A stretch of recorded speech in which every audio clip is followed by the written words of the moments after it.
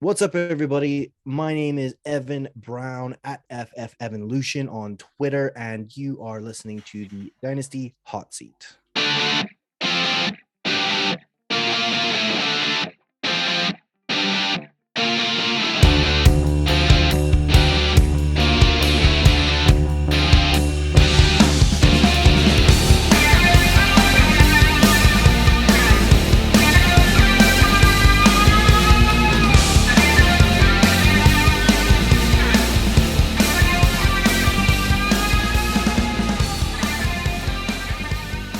Yes, hello everybody and welcome back once again to the Dynasty Hot Seat. You know what it is, it's the only Dynasty show out there that is a certified inferno.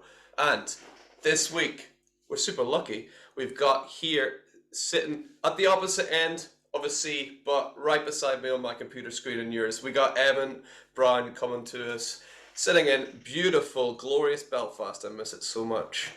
And he is able to be found on Twitter at FFEvolution, and you can also catch him over at the Dynasty Debates podcast, same Twitter handle for that as well. Evan, thank you so much for coming on to the Dynasty Hot Seat. How are you doing today? Thanks very much for having me on. Yeah, I'm happy to be here. It was a very cold day, so I can certainly use being on a hot seat tonight to warm up. Exactly. Always a cold, windy day in Belfast, usually. And we are just going to kick things off by getting straight into segment number one. Segment number one, the art of war. It is 3 hints and tips that you got for any Dynasty players out there, new Dynasty players, experienced Dynasty players, just some hints and tips that you think will help out anybody. What do you got for us? The first one sounds very silly and simplistic, but you'd be amazed how many times I've been in a startup and we get about 15 rounds in, and then somebody goes in the group chat like, "Oh wait, this is Superflex," or something crazy. So Yeah. honestly, like one of my biggest hints and tips is always double check the settings, the league settings. So like how many quarterbacks, how many running backs, how many wide receivers, is it best ball, is it, what is the story here, what's the situation, is there going to be a taxi squad, like how many, are the rookies included in the startup, are they going to be a separate rookie draft, just all that kind of boring stuff.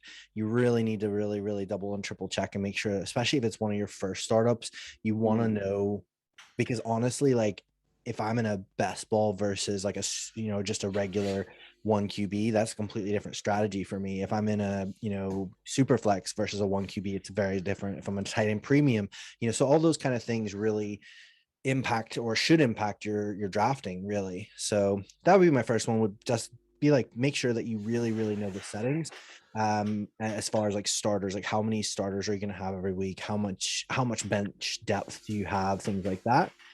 I think another one is very similar, but even just like the scoring, like make sure that, because I'm in, like, for example, I'm in a lot of leagues, probably too many leagues, but I'm in some leagues where, it's crazy tight end scoring, where it's like one and a half, premium or something like that. So every time your tight end catches a pass, it's worth like 2 or 2.5 points or something ridiculous. So in It's that huge. sort of, yeah, exactly. In that one, it's not just a tight end premium. It's like a massive tight end advantage. And funny enough, in that particular league, because I was paying attention and I knew that, I ended up taking like probably 2 or 3 of the kind of heavier kind of elite tight ends in the first like 5 or 6 rounds. And people were kind of laughing at me a little bit at the time. They weren't really paying attention, I don't think, to like how heavy of a tight end premium we'd agreed.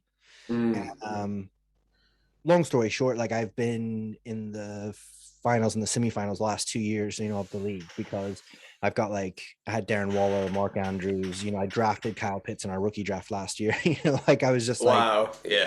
any and all tight ends, because we have 2 or 3 flex. So we've got our tight end slot. So in theory, especially when it comes down to that time of the season when everyone's getting injured and stuff, I'm rolling out like 3 tight ends every week in my lineup, because you can get Yeah. 20 points from these guys, And whereas yeah, people like Mark Andrews. I make Mark Andrews, if you converted his points to wide receiver, he would have been like wide receiver 5 anyway.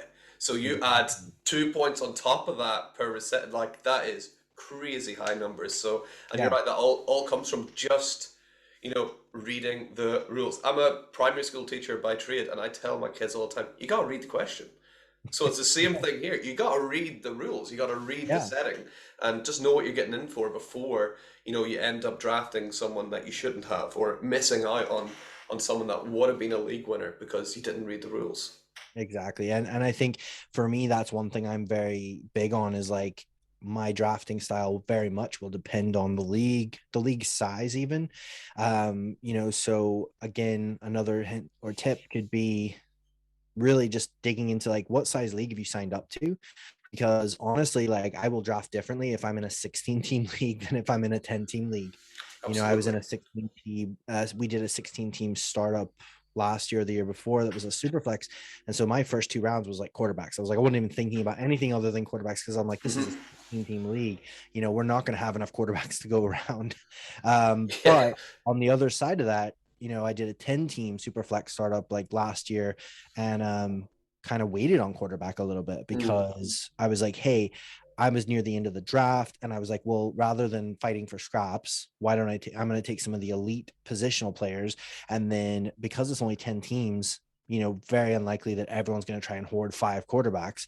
So even Mm. though it's 10 teams, I can still get a pretty good quarterback in the third, fourth, or fifth round versus needing to get that in the first or second round. So Mm. again, just I guess those are sort of a couple of hints or tips that are boring sounding, but they really can help you a lot and set you up because you're not going to win your league or completely dominate your draft, your league just from the draft, but you can really shoot yourself in the foot in a draft and you can leave Yeah. kind of with a big hole that you've then got to start digging yourself out of. And it's okay if you want to, if you're going in trying to start out with a productive struggle and that's your mindset, that's okay. But you don't want to go in trying to do your best and you just didn't pay attention to the settings or you didn't really pay attention to what the league format was. And therefore you're like hoping to compete, but instead you're like, oh shoot, I've only got one quarterback and it's a super flex, or something like Yeah. that.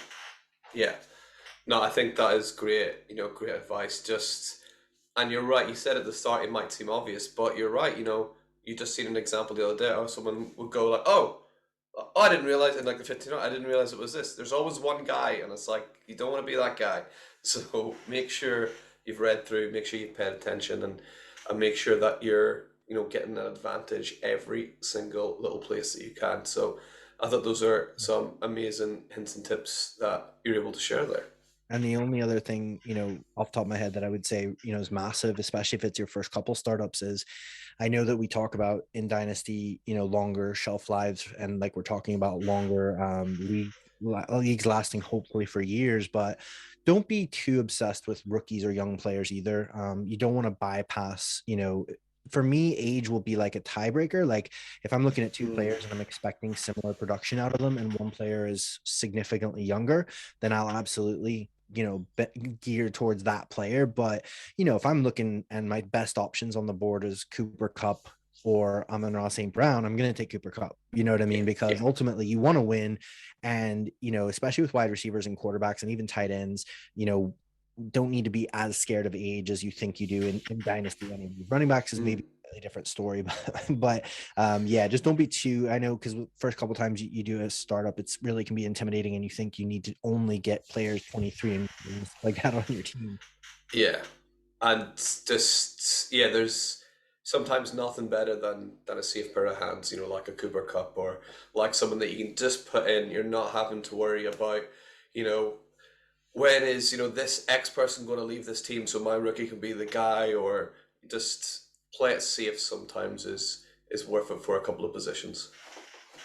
Yeah, absolutely. I mean, like you say, you want a good mix, and ultimately, I mean, I've been really, I've been pretty patient and pretty self-restrained this year. I'm only in one startup so far this year, and the one I'm in is I have gone down the route of like trying mostly to get young upside players, but that's just something that I'm experimenting with in this particular draft, and it's not something I'm saying you have to, and it's because I feel pretty confident and comfortable with my drafting strategy and with my trading strategies because I love trading. So, Yeah. the good thing about younger players, if you're drafting well and they're younger, they will only increase in value. So you'll be able to get more for them. So that is a good side to it. But I just don't want people going out and like, if there's a really great value sitting in the fifth round, they just like, no, I couldn't possibly, draft Aaron Rodgers because he's, 38 years old or something.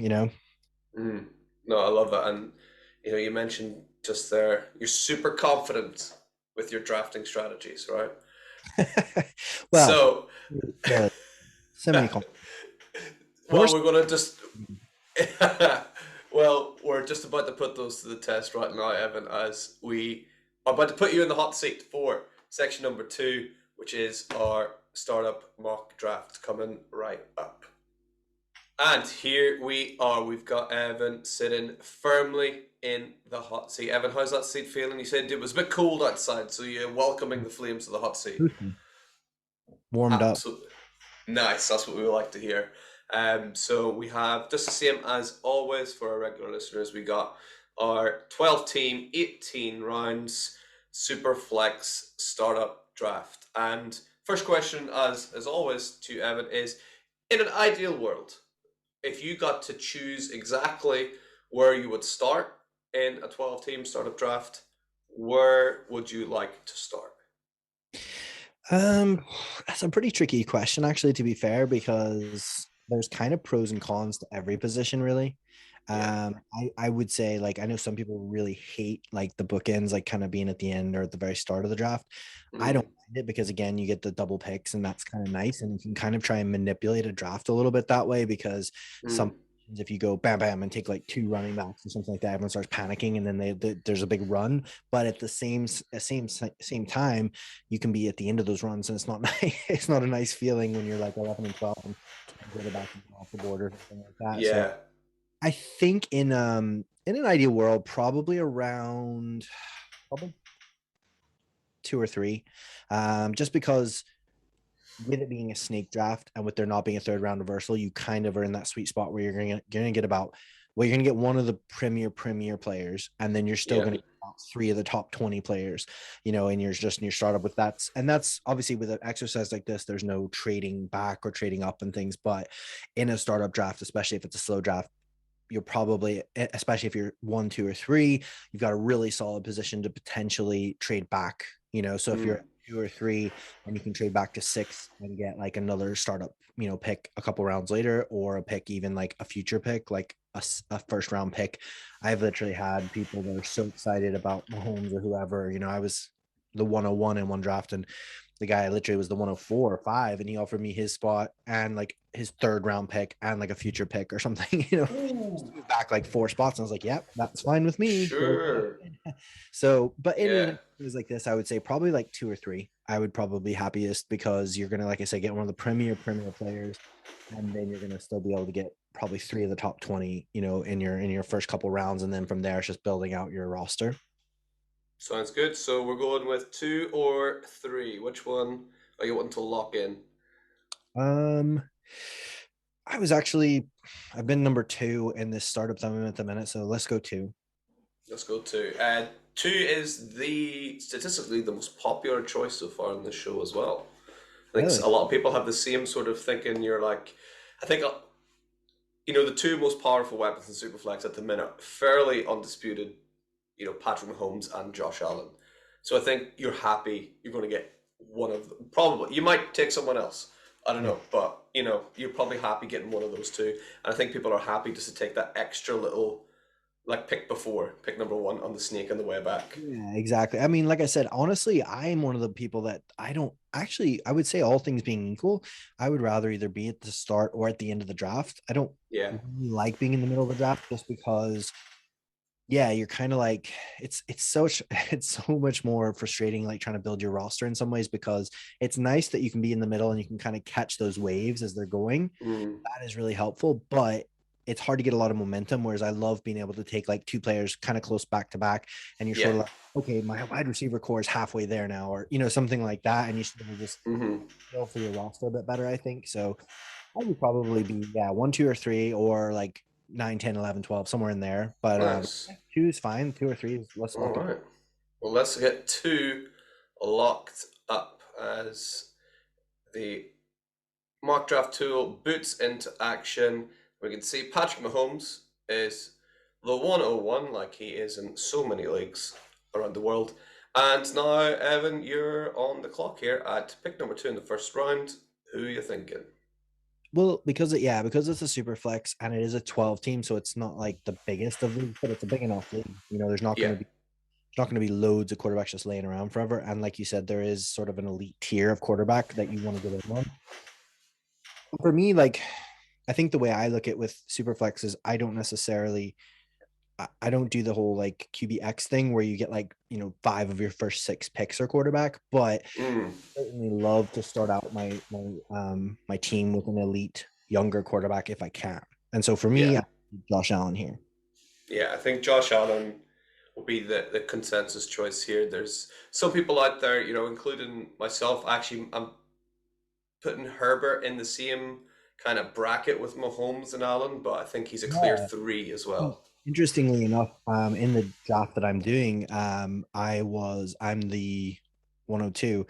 Like I said, I was the second pick, and the guy who went one took Josh Allen, and I took Herbert. Mm, So mm, I didn't even take Mahomes as my. I actually yeah. got Mahomes, and part of it is to do with the scoring settings. They have some interesting scoring settings for quarterback, but just in general, yeah. I mean, I think you're absolutely right. For me personally, I would say I'm absolutely fine taking Mahomes. I love Mahomes. I have no problem with him, but I have no problem. I don't see it as a massive downgrade to take Josh Allen or Justin Herbert there. But Yeah. if you wanted to, I mean, it's obviously very early in the draft. If you want to, I mean, if a lot of people have been taking the 102, I'm totally fine taking a middle pick or even a later pick just to change it up, do something different. No, man, let's keep rolling and we'll see Yeah. how we do. Actually, the most interesting thing about this is at the start of doing the show, it was a bit like apprehensive, like, oh, is every team just going to be the same? And every team has been so different. So Yeah. it's been really interesting to watch as we see. Well, we talked earlier about that elite group of quarterbacks, and they're almost all gone already at the end of the first round. As you see, Trevor Lawrence, who's sort of grasping towards the end of that group as it is, and Trey Lance the same, all coming off the board super super early as we're back in at the tail end of the second round, and here's who we got here now. Evan, I'm also able to filter the position, so if you just want to see quarterback or you just want to see running back, Yeah, I well, can do that for you too. exactly. If you filter it to quarterbacks just to have a look there, yeah, I think so. That's kind of why you probably, if you're the first couple of picks, you probably want to take an elite quarterback as your first pick, is because it's a super flex. Some people will zig while others zag, but by the time it gets all the way back to you at the end of the second round, I mean, if you can see there, it's not that it's terrible. It's not the worst thing in the world, but like we talked about with age and things like that, if you're starting out, your first player, your first quarterback in a super flex is like Aaron Rodgers, and it's the second round. It doesn't feel great, you know what I mean? Because you're trying to set yourself up for success for the long term and things like that. So looking at the board I would probably switch over to. So who do we have for wide receiver and running back? So if we just filter to running back and wide receiver, this is who we have. We got DK Metcalf, Nick Chubb, Austin Eckler. We got Alvin Kamara, Stephon Diggs, and a couple other big names there.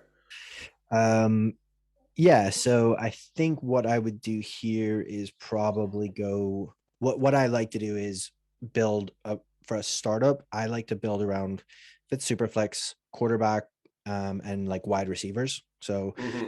not big on loading up on aged running backs. That's just not my style personally. Mm-hmm. You're looking at the board, I would probably go with I think I would go with Debo, just because I think he's fairly young. He's obviously had an incredible season, and he Mm. probably, if I want to flip him, he's going to have a lot of trade value right now because a lot of people are hot and bothered by what he's just done. Yeah, I think Debo's a great choice here, like coming off a super hot year.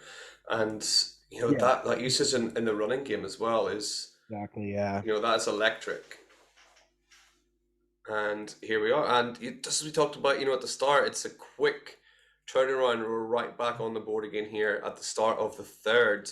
and I'll flick on all positions for you as well so you can see who else we got. It's Cal Pitts as a tight end right at the top there, sort of clear of the rest of his peers, it seems. yeah, and that's the thing is when you have those close picks back to back, that's what I mean. As far as it's really nice to be able to kind of plan out your strategy a little bit and see who you think will fall to you, especially once you get 5, 6, 7, 8 rounds in. You can kind of look at the person, the people who are drafting right behind you and think, what do they need or what are they most likely to go for? Where am I going to, probably be able to get away with, taking someone here or not? So, yeah, for me, probably the way that I would like to build, there's a couple of different ways you can go at because it's not tight end premium. I would probably lock in Jalen Waddle. Jalen Waddle's still there at the third round. You gotta be really happy with that. Yeah, I someone. Yeah, I've been really aggressively trying to go out and get Jalen Waddle, and I'm having little to no success. I think I don't blame yeah. them. No, Because if neither you do think I. about it, I mean, for me personally, I'm looking at a core now of Josh Allen, Debo Samuel, and Jalen Waddle, and that's pretty incredible. If you think about Yeah. what they're able to do, and the age factor. Like I said, it's not like the be all and end all, but the fact that my core of my team, my spine of my team, is really young. They're ascending. Like we know Waddle's just going to get more valuable if he does anything like what he did last year, and if he does something better, he's just going to be even more valuable. There's no way he's going to be early third pick this time next year. It could be a first round pick. Yeah. Yeah, even his new coach literally came out and said, "It's like draft Jalen Waddle in your fantasy football team." So who are we to ignore that? It was like I would play him in fantasy. Yes. Yeah. So well, let's listen to Mike McDonald's advice and let's get Jalen Waddle locked in our team. As we got a bit of a wait now coming around again to our next pick, as you see the second kind of quarterback run, as you often do. People will sometimes just go quarterback, Yeah. really, really early, which is a fine strategy. Yeah, I think doing mock drafts like this is really helpful, especially if you're first getting ready to do, your first couple startups, just to get you used to the field. But honestly, like the best mock draft in the world, it won't get you ready for the real thing because people are going to reach for players they love, or they're going to freak out and take players they shouldn't because they're just worried about stuff. So it happens all the time.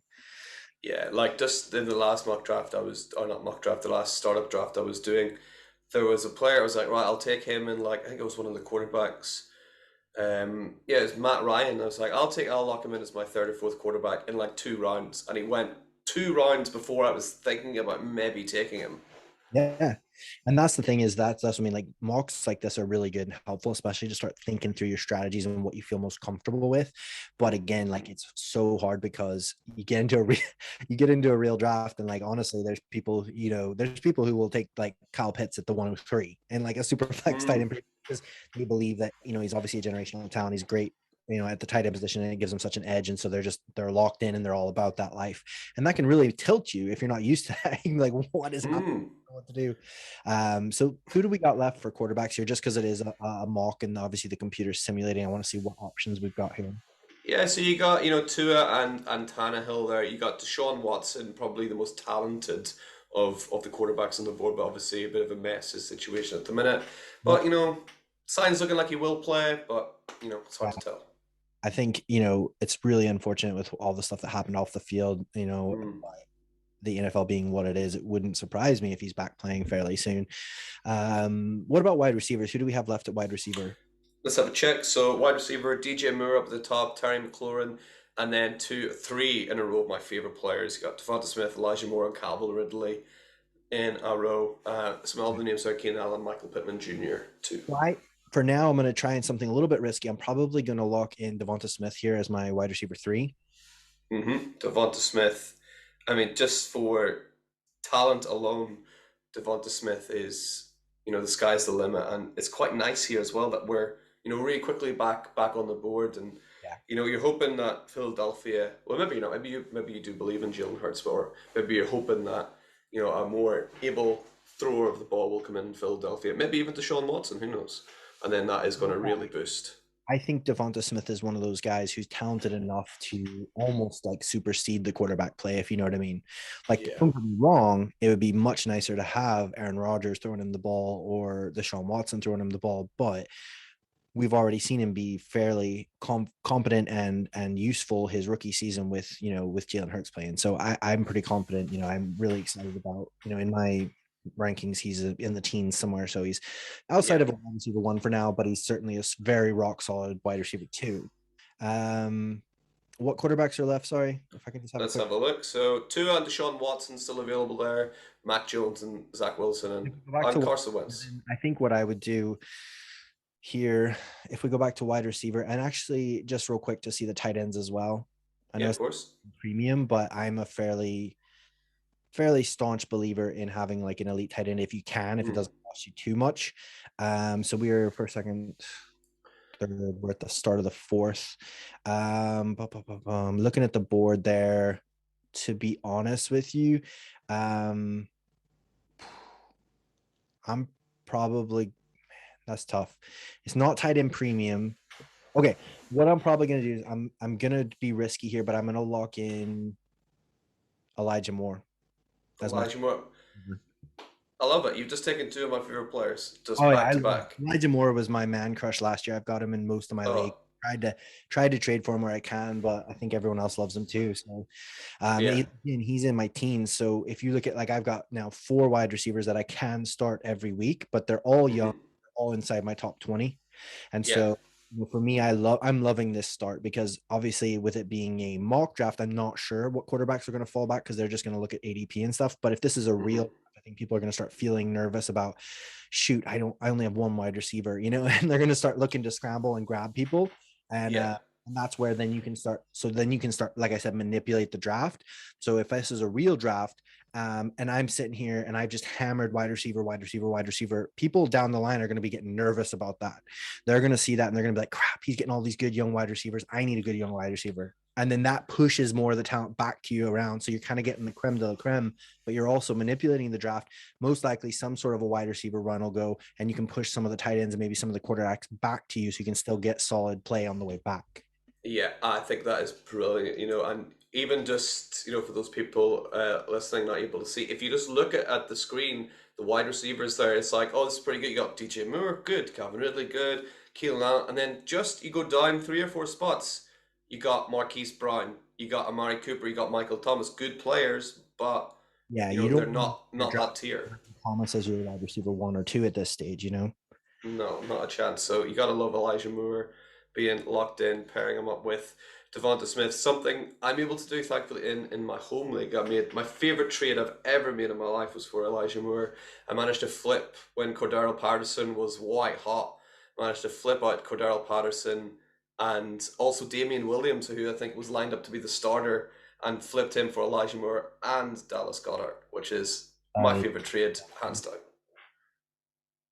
So here we go. We're at the end of the 6th round. A couple of those tight ends coming off now as well, yeah, who so you had now mentioned before. mock draft and we're obviously just going off like ADP and things like that. So if we flick over to the QB here, because we might need to take our second QB just to see who's left.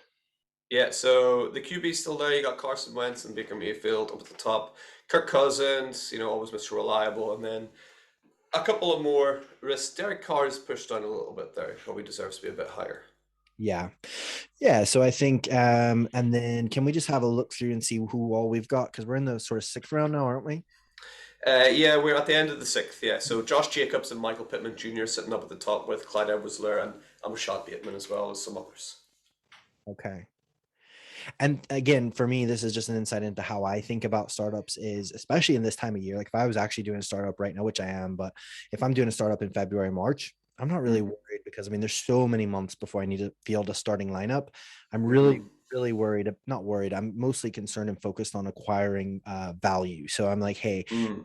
if I come out of this draft with like 10 really good wide receivers, well, I don't care. I'll just trade them to people who don't have really good wide receivers, for what I Mm-hmm. so, but that's just like an insight into how I would sort of look at this or how I would think about this. So I think what I would look at doing here is, man, this is tough because I love starting with wide receivers. I love stacking wide receivers because they have such long shelf lives and they hold their value so well. Yeah. So for me, man, this is tough. Okay, I'm probably going to lock in. I'm probably I really like Rashad Bateman. I'm really This is this is my favorite part of the show. Just what people just going like and I yeah, could see like because you don't get to see that on the other end of your phone, but you get to yeah. see what I do whenever I'm about to pick something. You're like, oh, and you sit and you yeah. No, I think for me, I'm gonna lock in Michael Pittman Jr. I'm gonna lock in Michael Pittman Jr. And that's because that gives me all my flex and all my wide receiver spots are filled now, and they're all studs. They're all young. They're all Mm-hmm. inside my top 20 in my personal rankings. So I've got four receivers that I can throw out there, and I know my next pick's coming up really soon. Do you know what I Yeah, mean? What I'm yeah, thinking, if the guy right behind me takes Pittman and Bateman, it breaks my heart, you know. But like chances are he's not going to sit and take two more quarterbacks or whatever. So I'll probably. yeah. Yeah, Yeah, you'll be more annoyed if he takes Pittman and Bateman rather than Jacobs and Allaire. So yeah, let's get Pittman locked in then, and you've got an absolutely amazing core of wide receivers. As did Jacobs and Allaire, just like I guessed, actually go up. perfect. Yeah, Yeah, they literally did just go off Jacobs yeah, and Clyde Edwards-Helaire. So exactly. we're back here as we've got you got your wide receiver core. I mean, let's look at it: Deebo Samuel, Jalen Waddle, Devonta Smith, Elijah Moore, and Michael Pittman. Like that Exactly. is amazing. So What's the here we quarterback? are. Because it is a mock draft, and obviously because they're gonna just go off, ADP and things like that. We don't want to be stuck with literally no quarterbacks other than Josh Allen. He's amazing, Yes. but we don't want him doing it all on his own. Uh, No. Looking at the board, let's see, who do we have? I'm gonna go with Mr. Reliable Derek Carr. I think he's a really great quarterback too. And Hmm. this is literally a strategy that I would put into play in a startup. Is like, if you look at it, I'm like, I've got one superstar quarterback, I've got an insane like core of wide receivers, and then I've got a rock solid, not old, just rock steady, low in QB1, high in QB2 that I can roll out there every week, and I'm not worried about. So Yeah. Yeah, absolutely love Derek Carr in there. Constantly overlooked, constantly undervalued, and always does a really good job for his yeah, team, and absolutely. doesn't look like he's one of those quarterbacks whose job looks a bit rocky, or which so many of them are at the minute. So just getting a safe, reliable quarterback is just gold right now in Dynasty. Yeah, and As I mean, obviously it's early days, but the word out of Vegas seems to be that he gets along really well with the new head coach and everything like that. So it doesn't seem like there's going to be any problems there. Yeah, exactly. And you got to be pleased. I mean, just looking, there's a bit of a quarterback run there as, Yeah, after we took why Derek Carr, you'd Wentz exactly. and Cousins, That's why I and did that. then, I was yeah. tempted to push my luck a little bit, a little bit more, but I was like, yeah, I don't want to. I don't want my second quarterback having to be like Carson Wentz or something like that necessarily, or Jared Goff. But, yeah, it might have ended up being Jameis Winston or Jared Goff, which, you got to be really pleased that it's Derek Carr. Exactly. What do we have left for tight ends? Let's have a look. Tight ends, you got Dallas Goddard sitting up at the top, Noah Fant, and Mike Gesicki, a really interesting one. I think Gesicki's free. Is he a free agent this year? Yes, he is. Yep. Okay, so we're in the what are we in the eighth round? We are at the back end of the eighth round, yes. Back into the eighth round. And what wide receivers and running backs do we have left? Sorry. We have at receiver and running back, you got Mike Williams up there at the top, Daryl Henderson, Ramondre Stevenson, Allen Robinson, James Conner, along with a big core of other wide receivers. Okay, so I'm gonna take for my tight end. I'm gonna take Dallas Goddard in the eighth round. Even though it's not a tight end premium, for me, he's probably I can't remember off the top of my head the exact number, but he's like tight end 5 or 6. So he's in that top tier of tight ends. Yeah. And now that he's like the only show in town, he's just gonna continue to ascend. In my opinion, he's at that sweet spot for tight ends. He's not old Mm. yet.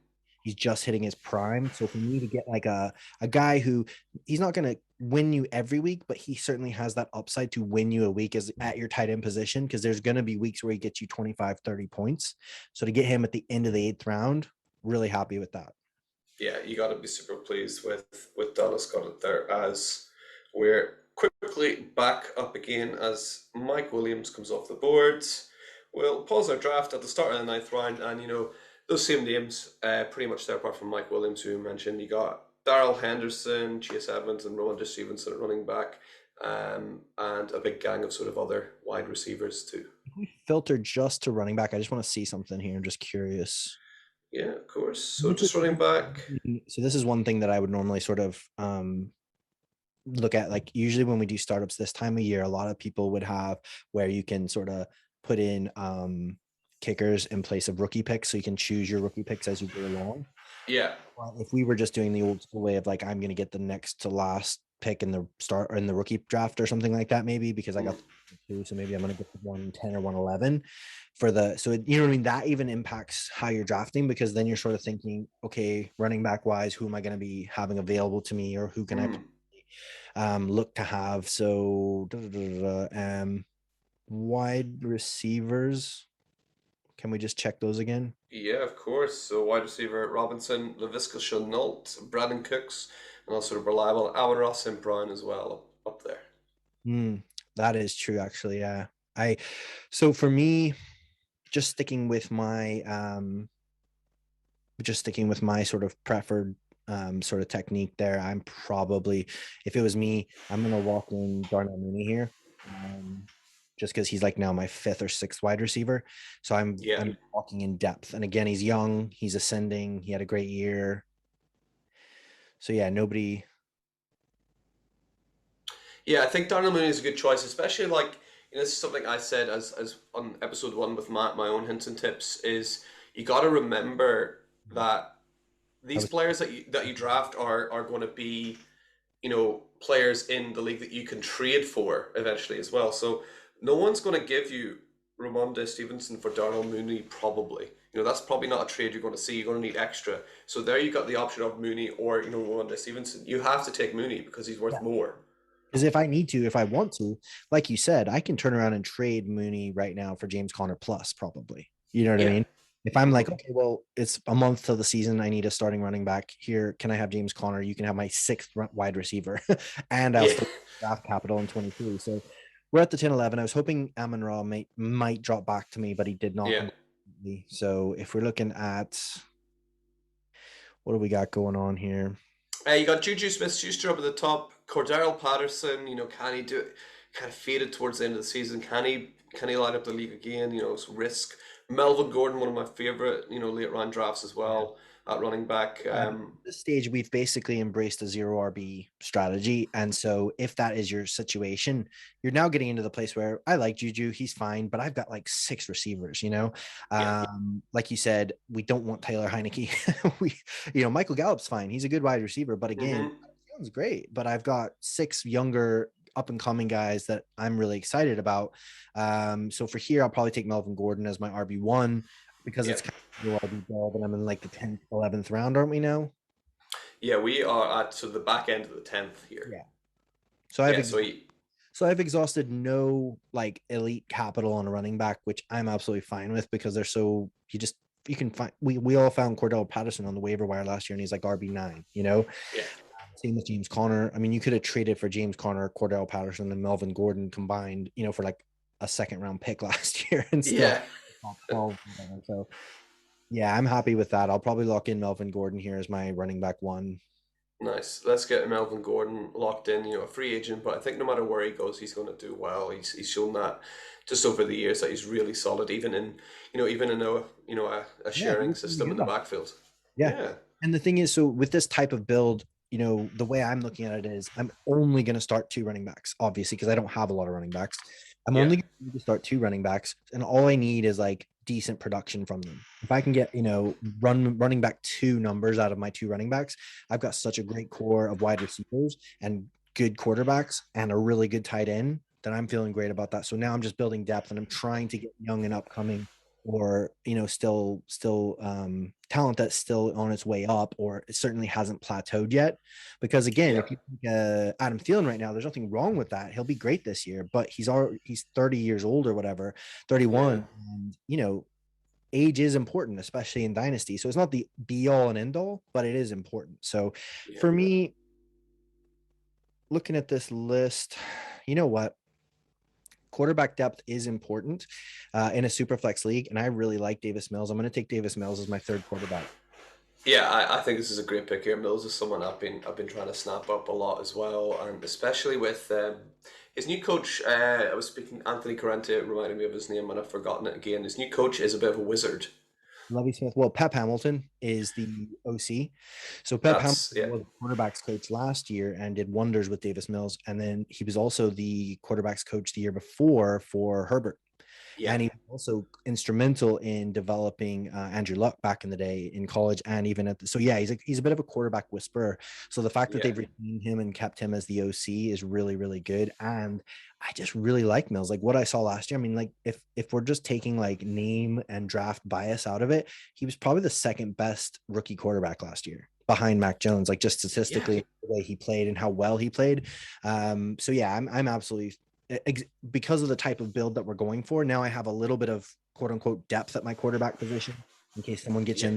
injured or in case he's got a really favorable matchup, or especially on bye weeks. I can still be starting 2 quarterbacks every week. I've got a really sexy roster of like wide receivers that have the longest shelf lives and just continue to appreciate in value. I've got a really, really good tight end, and I've got a running back that I'm pretty confident will give me at least running back 2 numbers this year. So Yeah. that's I think so. Yeah, lovely. You get in Davis Mills, the only wish you could have for Mills is if he was able to actually play the Texans himself just to get extra bit of points. And here we go, as we have a bit of a long wait again to come into the 12th round, as you see people like Hunter Renfro coming off a great season, coming off the board. And no, that is sad to be fair. But I mean, look at that. Like right after us. So Jordan Love, Teddy Bridgewater, Taylor Heineke all win. I mean, I'd much rather have yeah, Mills as my QB3 than any of those guys, personally. absolutely, yeah. Just he's just shown more than any of those other players already in just one season in the league. As here we are in the back end of the 12th round and towards the top, and this is where I say sort of every week, this is where things, get interesting. This is where you got to take a bit of a gamble with some of these players and Yeah. and trust your gut a little bit here, as you see people like Zach Moss at the top and Gabriel Davis and Yeah. other people like that. And again, like you say, I think to me, I'm thinking here about depth, but I'm also thinking, is there like a name that's higher on people's lists than is on mine? Because I can just draft them to trade. Do you know what I mean? Mm. For Hmm. example, like if we go, so let's have a look at just the running backs, just out of curiosity. I want to see who's left there. Yeah, so you got Moss and Gaskin and somebody who looked brilliant when he played, Khalil Herbert, just stuck behind Montgomery, unfortunately. Yep. And then what do we have at wide receiver? At receiver, we've got Gabriel Davis, who was white hot for a while, in terms of trades. That's maybe cooled a little bit now, but still got pretty big value. DJ Yeah, Chark and I would take Gabe Davis here just because of trade value. yeah, I think there's people still. Saw someone on Twitter the other day give up the 109 for Gabe Davis. So if I was sitting here in this league, I'm pretty confident that somebody in there is a Gabe Davis fan. Maybe they yeah, thought that he was going to continue to fall or something like that. So I would probably take Gabe Davis because he is young. He's still got, especially because apparently Cole Beasley's been given permission to seek a trade. So if okay, he leaves, I think that gives him another little just boost all of a sudden. Like, I don't personally believe that Gabe Davis is a thing, really. I don't think he's going to yeah, be a wide receiver 2 or anything like that. I think he just is what he is. He's going to have those boom bust weeks. And, it's nice that he's tied to Josh Allen because Josh Allen's a stud, but I don't personally think that he's like someone I'm super excited about building around. But I would probably take him here just as a trade piece because I think you can certainly, again, because of my lack of running back depth, I can say, hey, here's Gabe Davis and my 111. Give me, Joe Mixon or something like that. You know what I mean? And if that person's got 4 running backs, they'll probably be like, yeah, sweet, So that's probably where I yeah, walk in Gabe Davis here. Because again, nice. look at the list, there's very few young wide receivers left that are like ascending or even just intriguing. Yeah, absolutely. It's as we get into round number 13, it starts to become a little bit slim pickings in every kind of position. Yeah, absolutely.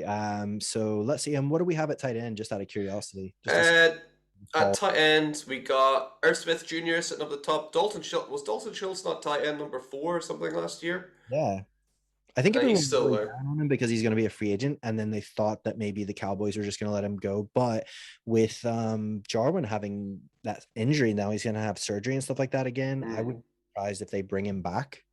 I don't So see. He's not going to be too expensive either. I would think Cowboys would be a bit crazy to let him go. Actually.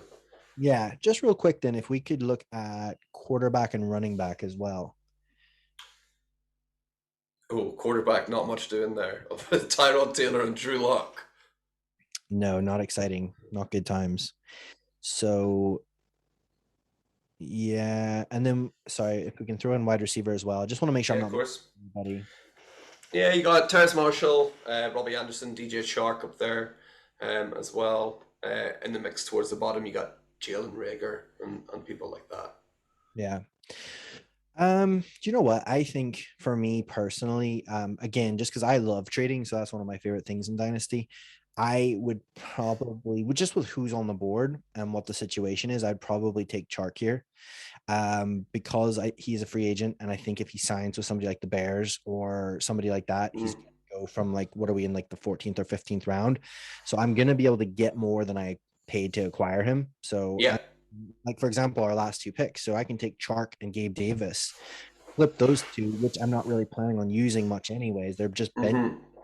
I can flip those two, combine them to get somebody, somebody's taken 3 or 4 running backs in the top 5 or 6 rounds, but then they've got nothing at wide receiver and they're desperate. You can say, look, Yeah, I'll, oh, DJ Chark's just signed for the Patriots. He's going to be their, wide receiver one. And then I'll give you him and Gabe Davis. You give me whoever, whatever running back you're sort of targeting, Cam Akers or something like that. So that's yeah. probably what I would do here is just take DJ Chark. Yeah, I like it as well. And they're almost great players for, targeting. So one of my favorite things to do is because it happens every year, someone's star running back is going to get injured Yep. and they're going to want to sell them for whatever value. And you can flip some of these young receivers for them. They're thinking, well, I'm going to need to rebuild anyway. Yeah. So it's a good trade-off. 100%. So let's get DJ Chark locked in as we sweep around, and you can see, some of the names. His teammate for now, Marvin Jones coming off the board as well as Irv Smith. One of my favorite players, Irv Smith Jr. I think he might have a good year in Minnesota this year if he recovers well. Here we go. Khalil Herbert coming off the board as well. Yeah, I was gonna say I might have taken Herbert as my next pick here, just as like Yeah. because it's like a zero RB approach.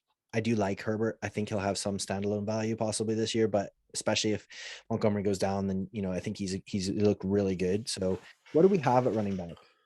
Just at running back, we got Mike Davis, we got Sony Michel, Gus Edwards in there as well as J.D. McKissick. And Dearness Johnson looked pretty good as well. Raheem Mostert's there, but he'll almost certainly get injured the second you draft him. Yeah, exactly. And we've already established there's nobody really left at quarterback. What do we have at wide receiver and tight end? So I'll leave running back on as well. So wide receiver tight end, Logan Thomas is there. Sterling Shepard, Evan Ingram, who I can't stop drafting. I've got a problem.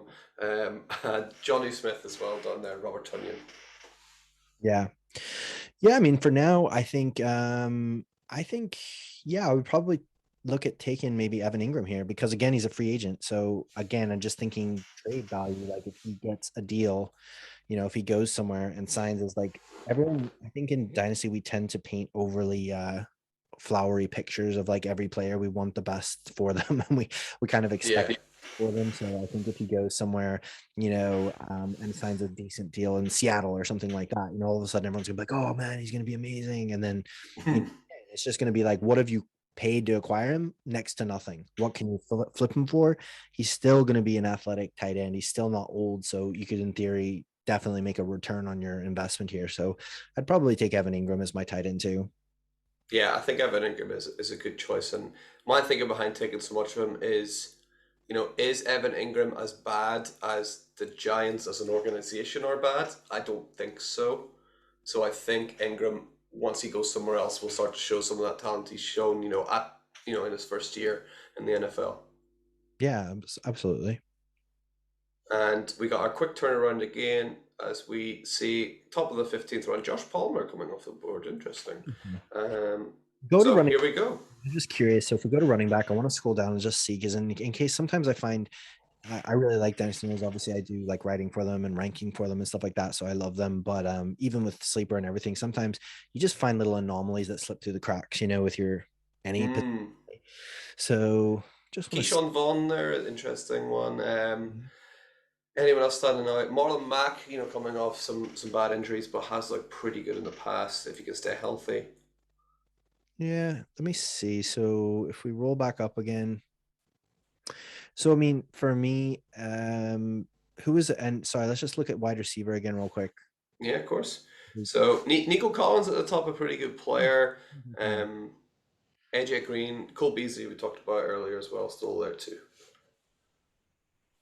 Yeah, on it. I know it sounds like a joke or something, but like honestly, like based on what there is at running back, I mean, any of those guys, they're all kind of the same now to me. Like, I mean, they're just all waiver wire fodder, really. Like, you're not going to find any gems or anything like that there, major. So for me, like, I would probably look at taking Nicole Collins here, because if I'm looking the rest of that list, there's pretty much nobody I'm really even interested in majorly on that list there. You know, T.Y. Hilton, Beasley, A.J. Brown, Mecole Hardman, Callaway. I don't see them having any real trade value or anything like that. Plus, Nicole Collins gives me a nice stack with Davis Mills. Sounds like, from what I've heard, they might be looking to trade Brandon Cooks. So Nico could be really stepping into a pretty significant role this year. So I'd probably draft Nicole Collins here and just see what happens on the way back. Nice. Let's get Nicole Collins locked in. I think I would have done the exact same thing in that pick there, as we see some people like Logan Thomas coming off the board, and Mike Davis and Gus the Bus as well coming off the board as we're rolling into this end of the 16th. Right, there he is. Anyone playing Tom Brady bingo? He's gone at the end of the 15th. If it's a big enough startup, I would still take a flyer on Tom Brady if it was like the 25th round or something, you know, just because you never know. I'm not convinced 100% that he's definitely gone. Like, I could have July, August rolling around and he like gets the fever and like has to come back. Oh, I would be devastated, because I did let him go in one of my leagues where the waivers is still open, and someone snapped him up immediately, and I just felt sick in my stomach. That's the worst. It happens to the best of us. I know, yeah. Who do we have? I didn't even think that for a second he was done. Then the guy put in the comments like, he never said the word retirement. It's like, he said the word retirement, and he read back everything. He never once said retirement. It's like, oh no. So what do we've got here at running back? So running back, you got Dearness Johnson, who, you know, looks a really talented running back, but unfortunately is just stuck in an awful situation behind, you know, two of the best running backs in the league. Scroll down a little bit. I'm just slowly here. I'm just curious, because I was thinking of who were those guys at the end. There was a couple of guys at the end of the year there. Like, was it Daryl Williams is there? Daryl Williams, yeah. Chris Evans is not bad. Boston Scott, he had a good bit of run there. He's a free agent as well. And then, yeah, you've got Jamar Jefferson, Demetric Felton. Jared McKinnon looked pretty good for the Chiefs, actually, towards the end. Exactly. So, honestly, like, if this was a genuine, like, you know, 0 RB draft, that's what I'd be doing these last few rounds, is I would just be going in, grabbing guys like Jerick McKinnon, Boston Scott. You know, Boston Scott's a free agent, so do the Eagles bring him back? Does he go somewhere else? He was fairly useful the second half of the season. So in theory, I would try and get like 5 or 6 decent enough guys who are plug and play guys when the opportunity arises. Because again, so for this build particularly, I'm looking at trading, obviously, over the summer, some of those like 8th and 9th wide receivers that I've got. And then also I'm thinking, well, I really only need 2 running backs, 2 startable running backs that are going to be solid for me. I've got Melvin Gordon, so I just need one other one. So at this stage, I'd probably just be taking a couple of flyers on, like, out of this list. Who was it? Was it Lamar Miller, or who was doing pretty good down the stretch there for the Titans? Who was it? Devonta Foreman. Yes, that's who I'm looking for. Is he already gone? Has he already been? Because I feel like he really slipped through the cracks there. People are going to just like forget about him. I didn't see him get drafted, but it went pretty fast, so he may have already been drafted. I've not seen. That's Devonta Freeman. Yeah, so like, even like I would look at, you know, Kenny Wangwu, or because he's young, very fast. You know, obviously with Amir Abdullah, Dontrell Hilliard, those guys all had roles last year. You know, yes. Those are the kind of guys that can catch passes, that are backups, or that have their own little role already, that if the starter goes down, or if, you know, the game script is going the right way, they're going to get a bit of run. So, you know, absolutely, like, I would take somebody like a DJ Dallas. You know, I can't find Devonta Foreman there. He must have gone already. That's fair enough. He probably did. I'm just thinking off the top of my head. I think people will probably forgot about him, you know, and then he'll just be like one of those sneaky little values you can get later on, because he looked pretty good. Like, he looked pretty good last year. So, yeah, I mean, I would just probably take like at this stage, I would just take, say, Tariq Cohen, or if you scroll down a little bit, like I said, Boston Scott, somebody like that, just to see what happens in free agency, see where they land. Nice. So we've got Boston Scott here. You want to roll with him? Boston Scott, let's do it. Nice. Let's put Boston Scott in there as we're coming up to our penultimate pick. Very As nice. Kyle Trask comes off the board, an interesting quarterback at the moment. Are you wanting to stay stuck on running back here? Or you wanting to see anything else? Who all's on there? See if there's anybody else. So what do we got at quarterback? Is there anybody at all left? Let's have a look. Marcus Mariota, one of those players, along with most of the people on this list, linked with the Steelers. Yeah. Ryan Fitzpatrick, you don't know where he's going to end up. Honestly, like my strategy in a startup like this, especially a super flex. I mean, if this was a real startup and I'm sitting here at this stage in the startup, I probably would pick up like a Mariota, because if he does sign somewhere, like we don't know that he will, but if he does, he immediately becomes more valuable than anybody else that's left on the board. And Yeah. again, because it's so early in the offseason, we have so much time ahead of us. I'm pretty confident, I'm going to be able to get a pretty good sized return on investment there. So I'd probably take Mariota. Yeah, this is literally like yesterday, the same time yesterday, I took Marcus Mariota in, I'm pretty sure the 17th, 18th round in a Superflex, just for the exact same reasons you said. Exactly. Yeah, No, it's worth a risk. In the startup that I'm doing, I think it was like in the 20th round or something. I took Trubisky for the same reason. I was just like, hey, there's no high upside players left. We're in like the 20th round. And if he gets a job, if he goes to Washington or whatever, he's going to be worth more than I paid for him at this stage. I can even just flip him or just have him as depth piece on my bench. And then when he does start the season, then flip him. Yeah, exactly. And you're hardly like, oh no, I should have got, Emmanuel Sanders or someone drafting Antonio Brown there. No, Like you're not kicking yourself for that. no. So, And here we are. It's our last pick. I'll chuck up all positions here. As you see, Nelson Aguilar and Tim Patrick sitting up at the top, and Tevin Coleman and Donovan Peoples-Jones sitting there as well, along with some others. okay. And if we scroll down just a little bit, just to see who else is there. Got Albert O, and you got Keneal Harry, never lived up to obviously the hype, along with Daryl Williams from Kansas City, who he's someone I've been targeting a bit because he looked better than Clive Edwards-Helaire last year. Yeah, they seem to like him. They've used him. He was definitely serviceable. But again, like you said, because this is a zero RB sort of build, absolutely, those are the kind of guys that you're looking at. You're looking at the non-sexy names, but they'll give you like low running back 2, high running back 3 numbers. So if you have 4 or 5 of those kind of guys, you can just rotate them in and out based on matchup or based on opportunity. Because yeah, Daryl Williams, going into next year, all of a sudden CH goes down, he's the dude again. You know what I mean? So you're going to be plugging him in every week. You're going to be wanting to start him. So yeah, for me, like if I'm in a zero RB sort of a build like this, the guys that I'm still interested in, Kendrick Bourne would be interesting. Alberto would be interesting. But because it's not tight end premium, I don't think anybody's going to pay a lot for him because people are still excited about Plant. So yeah, like just for the sake of the build, I would just probably take Daryl Williams, just so we have 3 running backs. So we've got obviously in a microcosm, that is what I would do with this sort of a zero RB build, is I would want like a stable of about 5 running backs that I can just pick the 2 that have the best. Well, in theory, so for this build particularly, obviously I'm going to be trading in the offseason, but assuming that I went into the season with this roster, obviously Melvin Gordon's my plug and play RB1 every week, and then I'm just rotating my other 3 or 4 running backs to find who's got the best matchup or the best chance at like 8 to 10 points.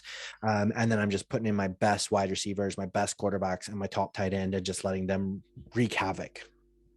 Nice. Absolutely love it. As we get Daryl Williams locked in as our final pick as the draft runs out with, we got to see who was the last pick, right? We got to scroll down to see Nelson Aguilar, the last pick. So we have created an absolutely brilliant team here, Evan. Let's have a look. I cannot wait to read out your wide receivers because it's going to be special.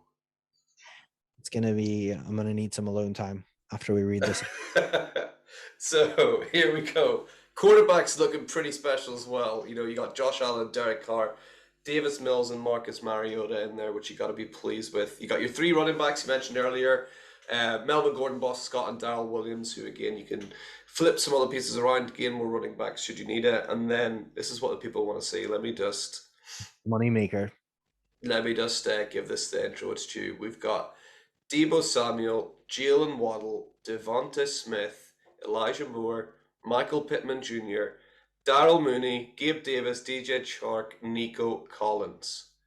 It doesn't get much better than that. Yeah, the chef's kiss, just right. That is just. I mean, that is like, I would literally take this team if this was an actual startup. I'd be like, yeah, I'll take that. Give me that team. Yes, please.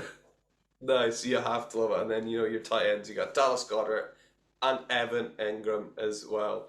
So Evan, your draft is over. You pleased with how you've got on there?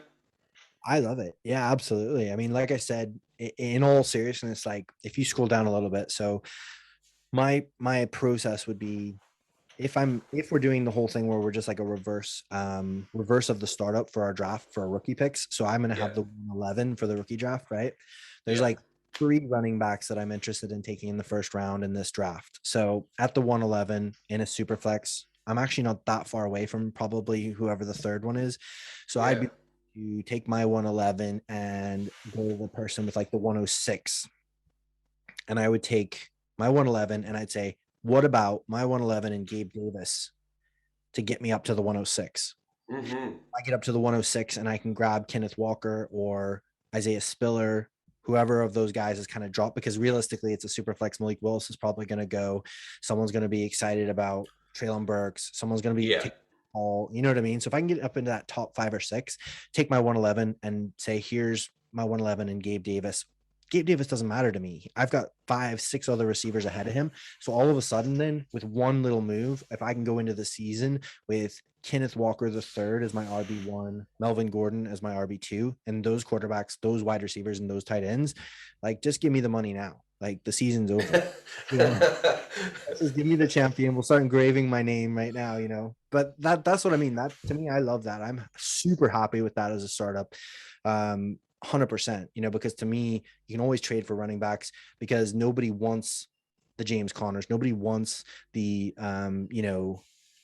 Lombardi Lennies. You know what I mean? Like last year, Yeah. you traded for those guys for third round picks, and yet you plug and play them, and it doesn't matter if they're old because you'll just get another one next year. You know what I mean? So yeah, I love it.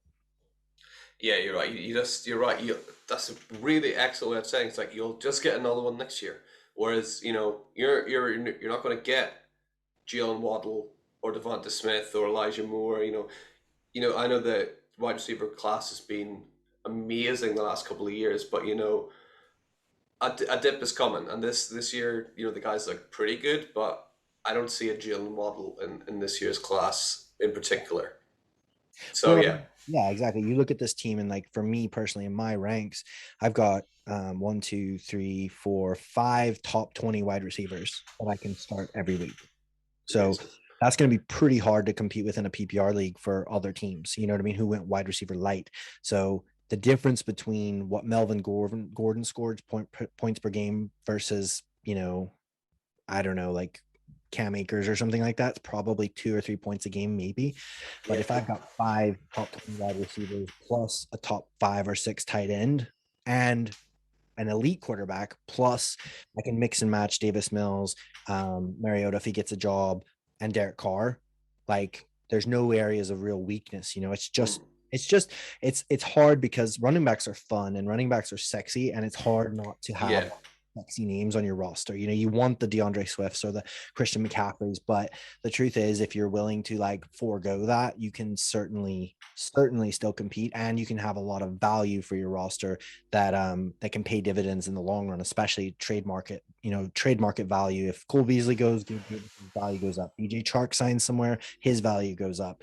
Evan Ingram signs somewhere. You know what I mean? So all these pieces, and even if I needed to combine 2 or 3 of those pieces, I can get a pretty sexy running back if I really want to. And then I've got like my Mm. RB1, I've got Melvin Gordon as my RB2, couple of guys on the bench just to throw in if someone gets injured, and then I've still got that incredible wide receiver core and all that. So I love it. Yeah, that would be, I'd be really happy with that as a start.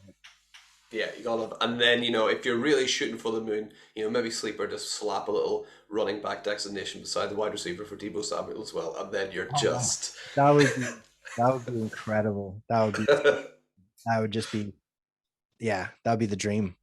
yeah. So, well, speaking of the dream, this is an absolute dream roster that you've created here, Evan. So once again, just want to say thank you so much for coming on.